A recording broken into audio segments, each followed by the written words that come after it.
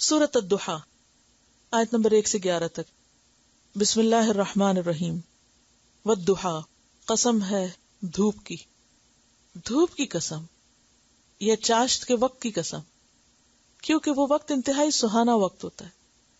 جب دھوپ چمکتی ہے سویرے سویرے تو اس وقت طبیعت کے اندر ایک نشاط پیدا ہوتی ہے، ایک خوبصورت منظر نظر آتا ہے، کائنات حسین نظر آتی، دل کھل اٹھتا ہے. واللیل اذا سجا، اور رات کی جب وہ ٹک جائے، پرسکون ہو جائے. چھا جائے نہیں ہے اس کا ترجمہ، کیونکہ یغشا چھانا ہے. تو یہاں اصل میں رات جب سنسان اور بالکل خاموش ہو جاتی ہے نا، ڈاک ہو جاتی ہے، یہ اس وقت کا ذکر ہے. وہ بھی انسان کے لیے بہت ایک سکون اور ایک آرام اور خوشی کا، اطمینان کا وقت ہوتا ہے. اصل میں عربی میں کہتے ہیں سجل میت، میت پر چادر ڈال کے اس کو چھپا دینا، ڈھانپ دینا، اس کے لیے لفظ آتا ہے. تو رات کا اتنا حصہ گزرنا کہ سب سو چکے اور تاریکی کی چادر چھائی ہوئی ہو، بالکل خاموشی ہو، جسے موت کی خاموشی جسے کہا جاتا ہے. تو اس کے لیے لفظ آیا ہے سجا، بالکل سنسان ہو گیا سب کچھ. ایک طرف دھوپ ہے، دن ہے، چہل پہل ہے، یہ بھی انسان کی ضرورت ہے، اور دوسری طرف رات کا اندھیرا بھی انسان کی ضرورت ہے. اصل میں اس صورت کے پس منظر میں یہ بات بتائی جاتی ہے کہ نبی صلی اللہ علیہ وسلم پر کچھ عرصے کے لیے وحی آنا بند ہو گئی تھی، اور اس کا نتیجہ کیا ہوا کہ آپ پریشان ہو گئے کہ شاید اللہ تعالیٰ مجھ سے ناراض ہو گیا ہے. اور اس پر احادیث بھی موجود ہیں، اور ایک روایت میں یہ بھی آتا ہے کہ آپ صلی اللہ علیہ وسلم کی کچھ طبیعت ناساز ہوئی تو 2-3 دن رات کے وقت نہیں اٹھے نماز کے لیے. تو ایک عورت آئی اور کہنے لگی کہ یوں لگتا ہے کہ تیرے شیطان نے تجھے چھوڑ دیا ہے. تو اس کی بات سے بھی آپ پریشان ہوئے، اور کچھ یہ تھا کہ وحی کا اخذ کرنا شروع میں آپ کے لیے مشکل تھا اور بہت پرمشقت کام تھا. آپ کو میں نے پہلے بھی حدیث بتائی تھی کہ جب وحی اترتی تھی تو پسینے کی لڑیاں بہنے لگتی تھی. تو وہ وحی کا نزول اور نبوت کا ملنا کیا تھا؟ ضحیٰ. اور وحی کا رکنا کیا تھا؟ سجا. تو جہاں انسان کو ضحیٰ کی ضرورت ہوتی ہے وہاں انسان کو سجا کی بھی ضرورت ہوتی ہے، کہ رات کی خاموشی بھی ہو. کیوں؟ تاکہ انسان مزید کام کرنے کے لیے دوبارہ تیار ہو جائے. اگر انسان سو نہ سکے اور سوئے ہی نہ، یہ سوچ کے کہ میں زیادہ کام کر لوں گا، تو وہ کچھ بھی نہیں کر سکتا. سونا بھی کیوں ضروری ہے، بریک بھی کیوں ضروری ہے، ریسٹ بھی کیوں ضروری ہے؟ تاکہ انسان زیادہ فریشن اپ ہو کے بہتر کام کر سکے. یعنی اللہ نے دنیا کا نظام ایسے بنایا کہ جس میں سختی گرمی ہوتی ہے، اور انسانی ترقی کے لیے نرمی گرمی ضروری ہے. کیوں؟ نرمی اس لیے ضروری ہے کہ انسان آرام کر سکے، اور گرمی اس لیے ضروری ہے کہ انسان کی چھپی ہوئی صلاحیتیں جو ہیں وہ باہر نکلیں. رکاوٹیں کیوں آتی ہیں؟ تاکہ انسان بہتر مستقبل کے لیے تیار ہو سکے، پکا ہو، میچور ہو. کیونکہ جو مشکلات برداشت کر کے آگے بڑھے گا نا، وہی جمے گا، اور جو مشکلات سے گھبرا کے بھاگ نکلے گا وہ پھر دین کے کام کا نہیں. تو چیلنجز انسان کو مضبوط کرتے ہیں. تو یہاں پر والضحیٰ اور واللیل اذا سجا میں یہی سبق دینا مقصود ہے. ما ودعک ربک، نہیں چھوڑا تجھ کو تیرے رب نے. وما قلا، اور نہ وہ ناراض ہوا ہے. قلا کا لفظی معنی ہوتا ہے سخت نفرت کرنا، انتہائی بغض رکھنا. اور بعض نے دشمنی یا ناراضگی سے معنی کیا تو ہوتا ہی ہے کہ جس چیز سے انسان کو نفرت ہوتی ہے انسان اس کو اپنے دل سے بھی نکال پھینکتا ہے. وما قلا، اور نہ وہ تجھ سے بیزار ہوا ہے، نہ وہ ناراض ہوا ہے. بیزاری کے معنوں میں حضرت لوط علیہ السلام نے کہا تھا نا اپنی قوم کو، وَإِنِّي لِعَمَلِكُم مِّنَ الْقَالِينَ، کہ میں تمہارے اس عمل سے بیزار ہونے والا ہوں. وَلَلْآخِرَةُ خَيْرٌ لَكَ مِنَ الْأُولَىٰ، اور البتہ آخرت بہتر ہے تمہارے لیے اولا سے. آخری دور پہلے دور سے زیادہ اچھا ہے.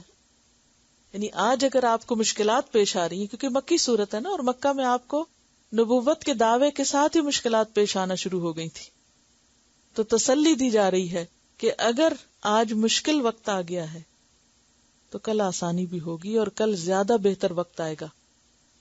عسیٰ ان یبعثک ربک مقاما محمودا بھی ہوگا، اور وما عند اللہ خیر للابرار والآخرۃ خیر وابقیٰ. اور دنیا میں بھی بعد کا دور پہلے دور سے زیادہ بہتر. وَلَسَوْفَ يُعْطِيكَ رَبُّكَ فَتَرْضَىٰ، اور البتہ ضرور دے گا تیرا رب تجھے، پھر تو راضی ہو جائے گا. تو اللہ سبحانہ وتعالیٰ نے نبی صلی اللہ علیہ وسلم کو کیا کیا دیا؟ دنیا میں بھی بہت سے اعزازات عطا کیے. خاتم النبیین ہیں آپ، آخرت میں آپ کے لیے شفاعت کا مقام ہے، وسیلہ ہے، درجہ عالیہ ہے، جنت ہے. وَلَسَوْفَ يُعْطِيكَ رَبُّكَ فَتَرْضَىٰ، اور دنیا میں دین مکمل ہوا آپ کے ہاتھوں، آپ کو ایسے ساتھی ملے، یعنی صحابہ کرام جیسے ساتھی آپ کو ملے جو اپنے وقت کے ہیرے تھے، اور انہوں نے آپ کے لائے ہوئے مشن کی مزید آگے ترویج کی اور آگے بڑھایا اس کو. وَلَسَوْفَ يُعْطِيكَ رَبُّكَ فَتَرْضَىٰ، اور پھر اللہ تعالیٰ مزید تسلی دیتے ہیں ماضی کے حالات کو سامنے دکھا کر. أَلَمْ يَجِدْكَ يَتِيمًا فَآوَىٰ، دیکھو تو صحیح کہ ایسا نہیں ہو چکا کہ اس نے تجھے یتیم پایا پھر اس نے پناہ دی تجھ کو. یجد کا وجد یجد، وجود بھی اسی سے ہے، پانا. یتیمن، یتیم یعنی آپ یتیم پیدا ہوئے تھے. فآوا، تو اس نے پناہ دی، اس نے ایسا انتظام کیا کہ آپ ایک بہترین انسان کی شکل میں پل سکیں. ورنہ عام طور پہ کیا ہوتا ہے، جو بچے یتیم رہ جاتے ہیں اور ان کی کوئی صحیح تربیت کرنے والا نہیں ہوتا تو بعض اوقات بہت بگڑ بھی جاتے ہیں. لیکن نبی صلی اللہ علیہ وسلم یتیم ہونے کے باوجود اور پھر کچھ عرصے کے بعد والدہ بھی فوت ہو گئی، اس کے باوجود آپ کی تربیت اتنے اچھے انداز میں ہوئی، اتنا بہترین مقام آپ کو ملا کہ آپ ایک بہت ہی عظیم انسان کے طور پر پرورش پائے.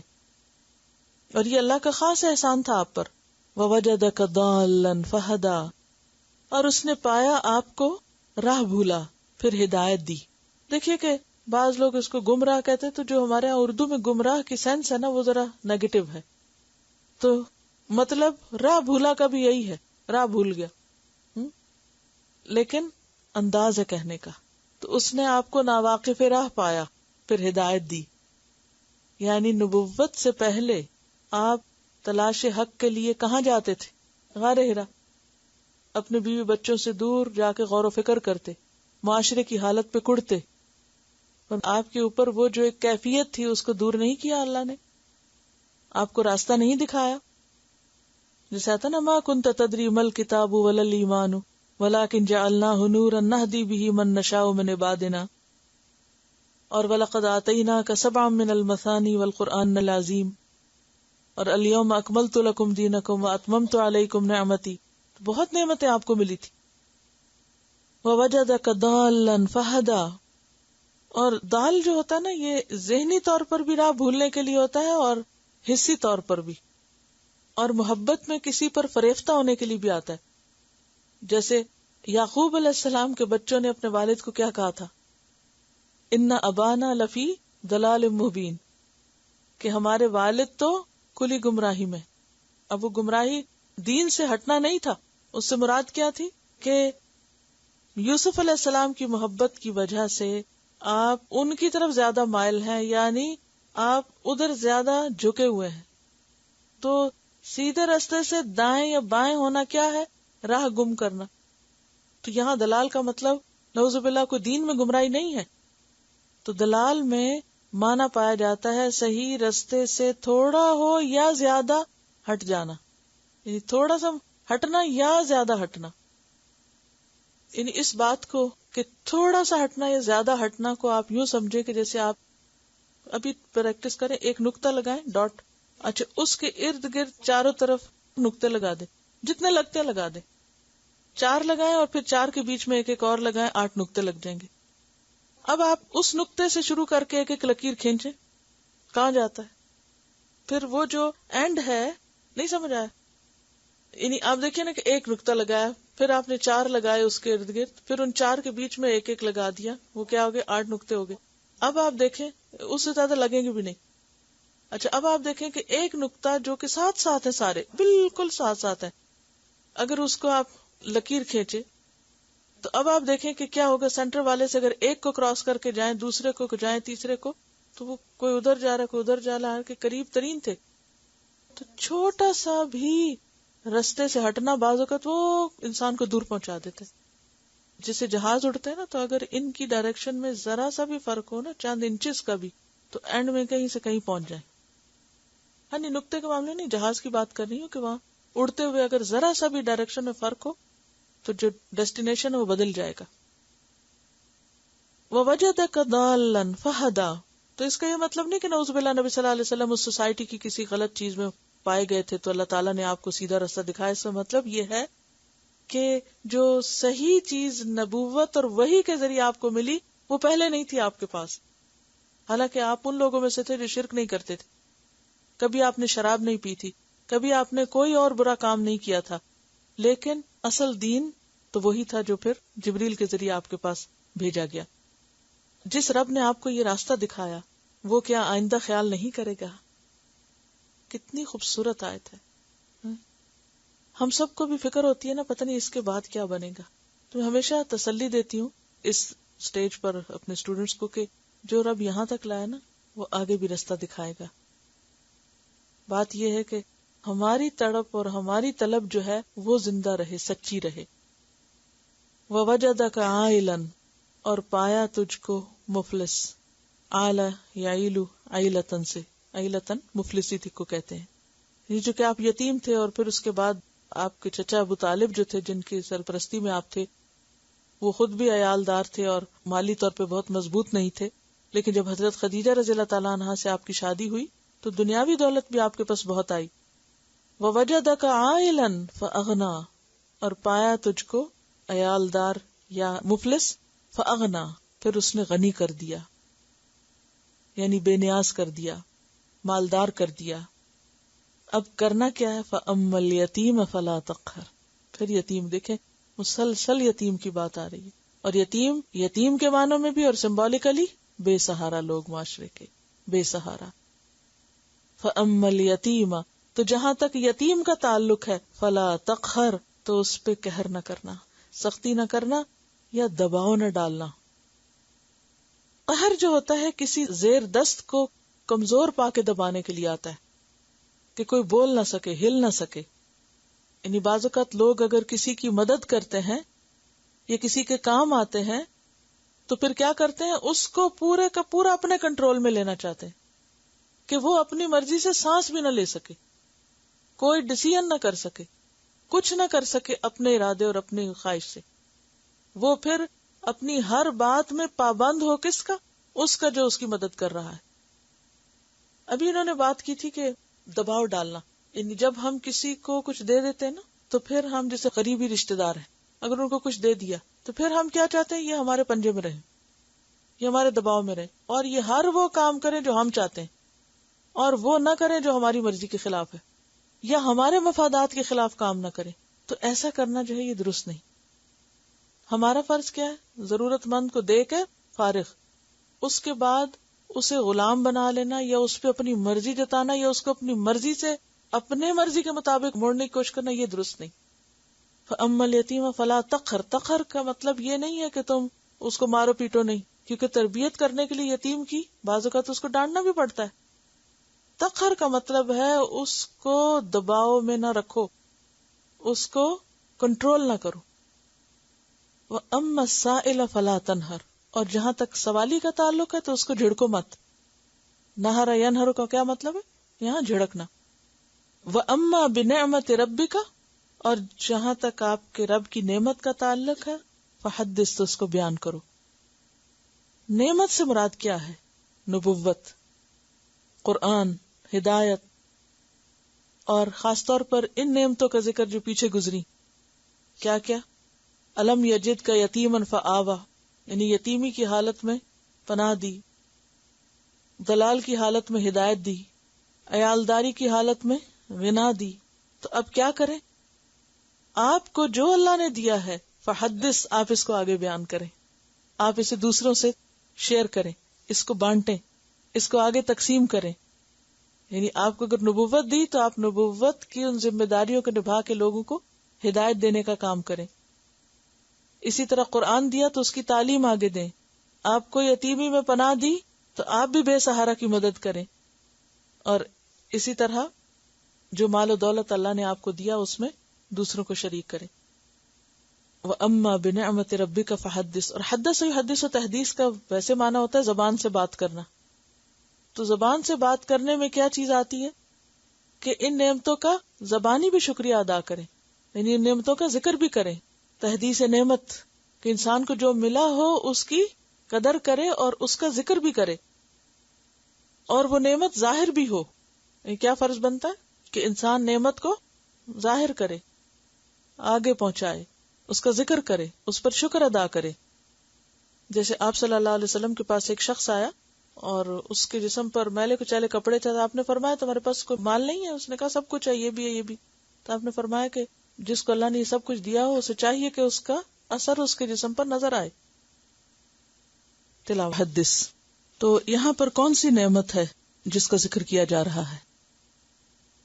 نعمت قرآن، نعمت نبوت، اور اس کے علاوہ وہ تمام نعمتیں جو نبی صلی اللہ علیہ وسلم پر کی گئی تھی جن کا اس صورت میں ذکر ہے. الم یجدک یتیما فآوی ووجدک ضالا فہدی ووجدک عائلا فاغنی. یعنی نمبر 1 پروٹیکشن ہے، یتیما فآوی، نمبر 2 ہدایت ہے، اور نمبر 3 غنا ہے. تو تینوں طرح کی نعمتیں جو ہیں ان کا، اور خاص طور پر ان سب نعمتوں میں بڑی نعمت جس کو اللہ سبحانہ وتعالیٰ خود بھی نعمت کہتے ہیں، الیوم اکملت لکم دینکم واتممت علیکم نعمتی. تو یہ جو دین اسلام کی نعمت آپ کو ملی ہے اور قرآن کی نعمت آپ کو ملی ہے، اس کو کیا کرو؟ آگے بیان کرو. جہاں تک دنیاوی نعمتوں کا تعلق ہے تو انسان کو جو بھی نعمتیں ملی ہیں ہر انسان کو مختلف طرح ملی. جیسے نبی صلی اللہ علیہ وسلم کو طرح طرح کی نعمتیں ملی، اسی طرح ہر انسان پر اللہ سبحانہ وتعالیٰ نے بہت سے احسانات کیے ہیں.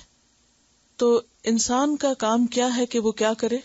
ان نعمتوں کا ذکر کیا کرے، نعمتوں کی بات کیا کرے. عام طور پر ہم کس چیز کا ذکر کرتے ہیں؟ جو نعمت نہیں ملی وہ ہمارے ذہن پہ زیادہ چھائی رہتی ہے اور اس کا ہم گلہ شکوہ زیادہ کرتے ہیں. تو یہاں پر ایک پازیٹیو ایٹیٹیوڈ بتایا گیا کہ کیا ہوتا ہے، اور وہ یہ کہ انسان کو جو ملے اس کا ذکر کرے بنسبت اس کے کہ جو نہیں ملا.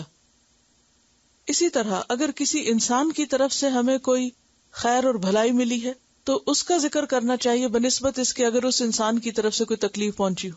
لیکن ہمارا رویہ کیا ہوتا ہے کہ کسی کی طرف سے جو بھی کوئی خیر ہمیں پہنچ جائے اس کا ذکر ہم نہیں کرتے، بہت کم کرتے ہیں.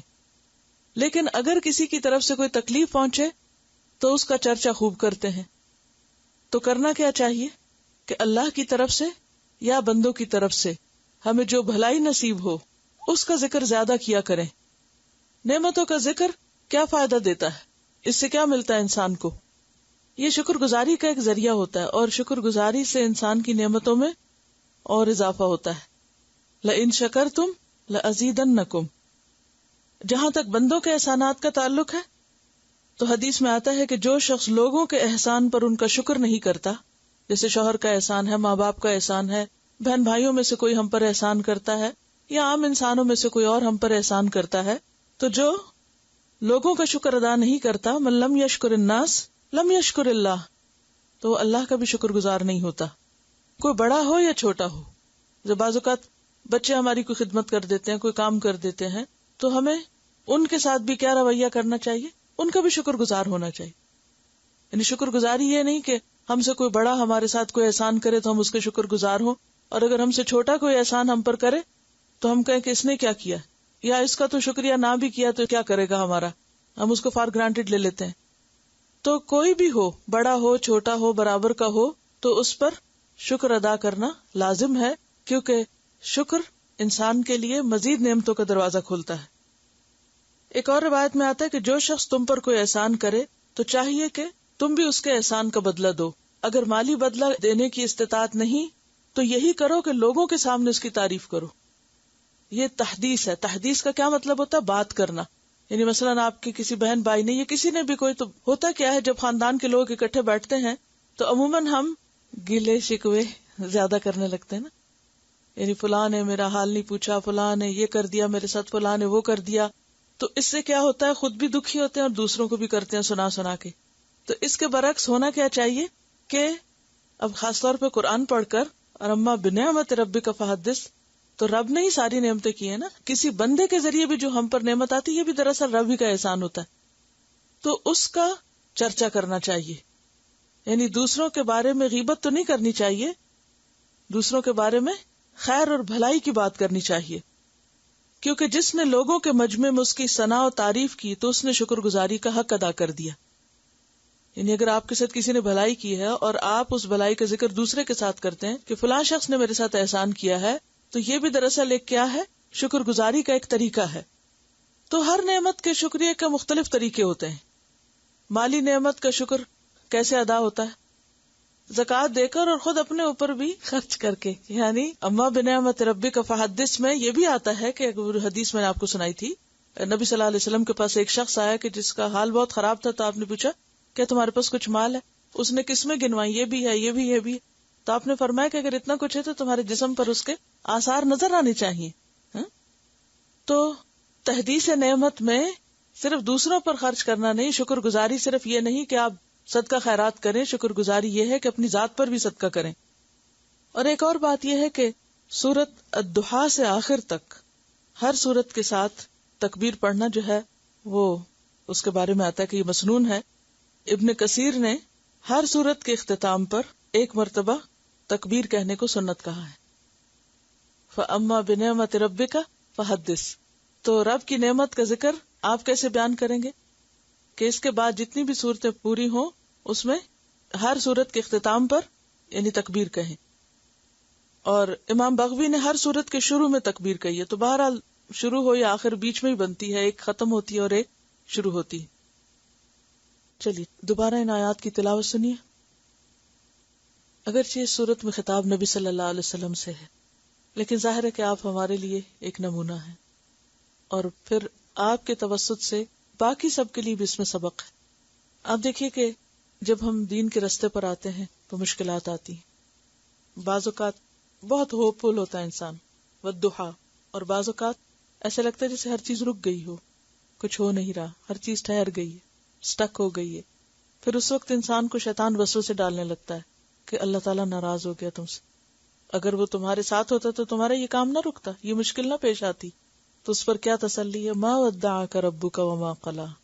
کسی بھی ایسی چیز کا رک جانا جس کا تمہیں انتظار ہو، اس میں بھی اللہ کی حکمت ہے. اور پھر کتنی امید دلائے گی، وَلَلْآخِرَةُ خَيْرٌ لَكَ مِنَ الْأُولَىٰ. پہلے دور سے پچھلا دور زیادہ اچھا آئے گا. اور پھر وَلَسَوْفَ يُعْطِيكَ رَبُّكَ فَتَرْضَىٰ، کہ انسان دین کی نعمت اور دین کی ترقی اور دین کا جو انعام ہے دنیا اور آخرت میں، کہ دین کے جو فائدے ہیں وہ جب وقتی طور پر انسان کو نظر نہیں آتے کہ ہے اتنا کام کیا، اتنی محنت کی، کوئی اثر نظر نہیں آتا، کوئی نتیجہ نظر نہیں آتا، یوں لگتا ہے جیسے کچھ بھی نہ کیا ہو، تو اس کی تسلی دی جا رہی کہ نہیں، بعد میں اس کے پھل دیکھتے رہو گے. اور ہم دیکھتے ہیں کہ نبی صلی اللہ علیہ وسلم کے بعد صحابہ کرام نے کہاں کہاں تک دین کو پہنچایا، حضرت ابوبکر کے دور سے لے کے آخر تک. اور پھر وہ سارا کچھ آپ کے حق میں صدقہ جاریہ ہے. جتنے صحابہ کرام نے جو کچھ کیا سب ثواب آپ کو، جو تابعین نے کیا، آج جو کچھ ہم کریں اس کا بھی اجر کا ایک حصہ کس کو جائے گا؟ آپ صلی اللہ علیہ وسلم، کیونکہ آغاز وہاں سے ہوا.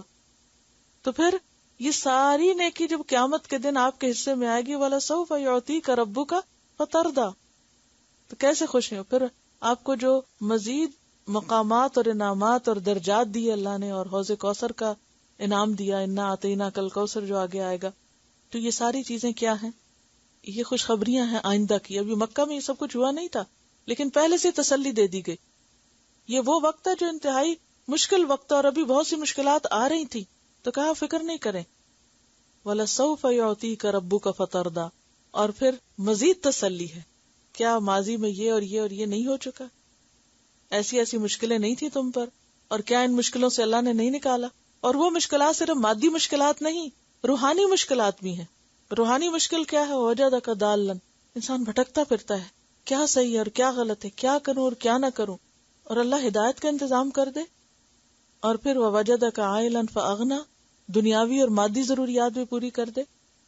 تو پھر انسان کو کیا کرنا چاہیے؟ اپنا اخلاق بہتر بنانا چاہیے.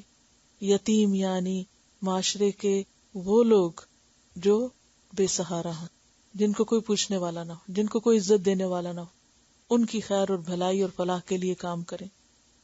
اور سائل کو نہ جھڑکیں. سائل سے مراد کوئی مادی چیز مانگنے والا بھی ہو سکتا ہے، اور کوئی علمی سوال پوچھنے والا بھی ہو سکتا ہے، دین کا سوال پوچھنے والا بھی ہو سکتا ہے. ابو موسیٰ اشعری کہتے ہیں کہ آپ کے پاس جب کوئی سائل آتا یا کوئی اپنی ضرورت بیان کرتا تو آپ صحابہ سے کہتے تم بھی سفارش کرو، تمہیں بھی اجر ملے گا، اور اپنے پیغمبر کی زبان سے اللہ جو چاہے گا حکم دے گا، انہیں دلوا دے گا۔ حضرت عبد الرحمن سے روایت ہے کہ انہوں نے آپ صلی اللہ علیہ وسلم سے پوچھا، بعض دفعہ کوئی سائل میرے دروازے پہ آ کھڑا ہوتا ہے جسے میرے پاس دینے کے لیے کچھ نہیں ہوتا، تو میں کیا کروں؟ آپ نے فرمایا، اگر تم فقیر کو دینے کے لیے بکری کے ایک جلے ہوئے کھر کے سوا کچھ نہ پاؤ تو وہی اس کے ہاتھ میں رکھ دو، یعنی معمولی سے معمولی چیز دے دو لیکن خالی ہاتھ نہ جانے دو۔ ایک دفعہ آپ نے فرمایا، کیا میں تمہیں ایسے آدمی کی خبر نہ دوں جو سب سے بدتر ہے؟ صحابہ نے عرض کیا، بتائیے۔ فرمایا، وہ شخص جس سے اللہ کے نام پہ مانگا جائے اور وہ کچھ نہ دے، اور وہ کہے جا بابا معاف کر دے۔ میں ہمیشہ کچھ نہ کچھ کھانے کی چیز پاس رکھتی تھی، کچھ نہ کچھ، اور جب وہ آ کے گاڑی کی ونڈو کھٹکھٹاتے یا کچھ بھی تو پیسے نہیں دیتی تھی، مجھے پتا ہوتا تھی پیشہ ور ہیں، لیکن کوئی سویٹ دے دی، کوئی بسکٹ دے دیے، اور الحمدللہ اس کے بعد جس اسٹوڈنٹ کی گاڑی پہ مجھے کبھی بیٹھنے کا اتفاق ہوتا، بسکٹوں کے پیکٹ ان کی گاڑی میں ساتھ رکھے ہوئے ہوتے تھے، اور سب نے یہ طریقہ اختیار کر لیا تھا کہ کسی کو نہ نہیں کرنی، ہمیں کھانے کی چیز دے دینی، یا گھر میں جیسے بچے ہوئے کھانا تو ہم اکثر ایسے کرتے، چھوٹے چھوٹے پیکٹوں میں ڈال کے ساتھ لے کے بیٹھتے تھے، اور میں پتا ہوتا تھا راستے میں آئیں گے، اور وہ بھی انتظار کر رہے ہوتے تھے کہ یہ سر کور کیے ہوئی خواتین گزریں گی تو ہمیں کچھ کھانے کو ملے گا، اور وہ لے کے کھا رہے ہوتے تھے۔ تو طریقہ ہے نا، جب یہ کہا گیا کہ مت جھڑکو، مت نہ کرو، تو پھر کوئی اور طریقہ سوچ لیں، اور اگر واقعی کچھ نہ ہو تو پھر کیا اچھی نصیحت کر دیں، الکلمۃ الطیبۃ صدقہ، پیار سے بات کر لیں۔ ہر کوئی ان کو ڈانٹتا ہے، ہر کوئی ڈانٹتا ہے، بھی کیوں ڈانٹتے؟ نہ ڈانٹے، ان کو محبت کی بات ان سے کرنا جو ہے وہ بھی تو ایک صدقہ ہے نا۔ جو شخص سویر سے شام تک ڈانٹ سن رہا ہو، اس سے آپ بیٹا کہہ کے پکار لیں اور کوئی اچھی سی بات کر دیں اس سے، یا کوئی مذاق کر دیں، تو یہ بھی تو ایک صدقہ ہی ہو جائے گا اس کے ساتھ۔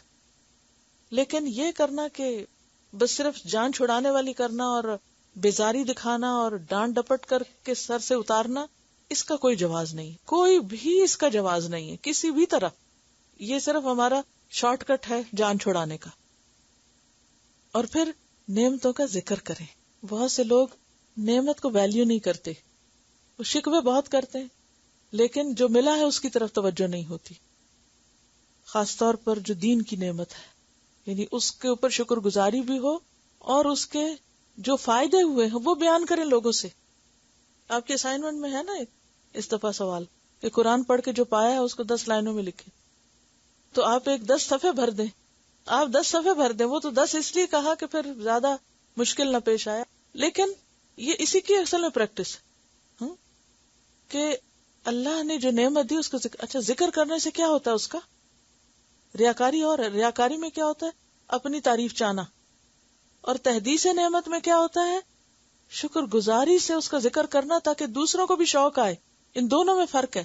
ایک کام آپ کرتے ہیں کہ اپنی تعریفیں بیان کرنے کے لیے مجھے یہ بھی آتا ہے اور میں یہ بھی سیکھ چکی ہوں اور میں فلاں بھی پالی، دس از رانگ۔ لیکن اگر آپ یہ کرتے ہیں نا کہ مجھے اس سے یہ اور یہ فائدہ پہنچا ہے، تو اس کا فائدہ کیا ہوگا کہ دوسرے وہ لوگ جو نہیں کر رہے ان کو بھی شوق آئے گا۔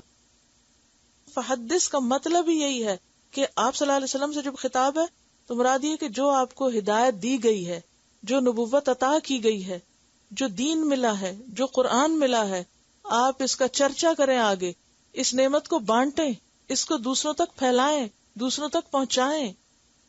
یہ ہے اس کا شکر ادا کرنا۔